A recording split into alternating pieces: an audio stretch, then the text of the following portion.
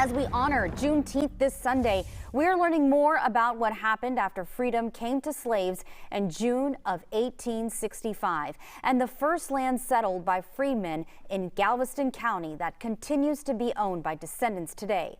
Fox 26's photojournalist Darlene Janik Faires shows us this hidden story.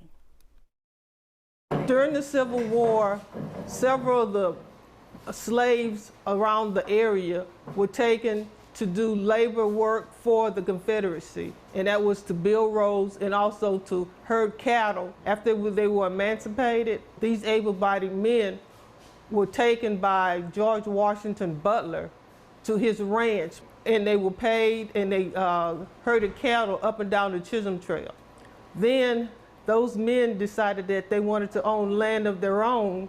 So 2 years after the Civil War, Neal and Britton purchased land here in this area of West Texas City in 1867, and that's why we call it the 1867 settlement. And then he encouraged other members of the Butler Ranch, the Black Cowboys, to come here, and that was Calvin Bell, Neal and Britton, and David Hobgood. And they brought their families here and started a thriving community. They were self-contained, self-sufficient. This area was truly settled by Black cowboys. This community is very significant because this is the only Reconstruction era community in Galveston County that has been preserved. It's on the National Register. And the family members, the descendants, are actually still very active in trying to preserve the history in this area. In this case, we have a replica of Calvin Bell's branding iron. It was registered in 1878, and he was the first freed slave in Galveston County to register a brand. All of these slaves, they wanted something, and they wanted to be proud people, and they were.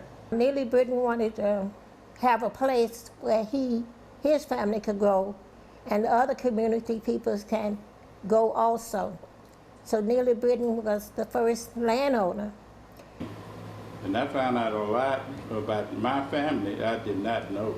It makes me real proud. I think that my ancestors were very proud people because they came from slavery and they built a community, a thriving community.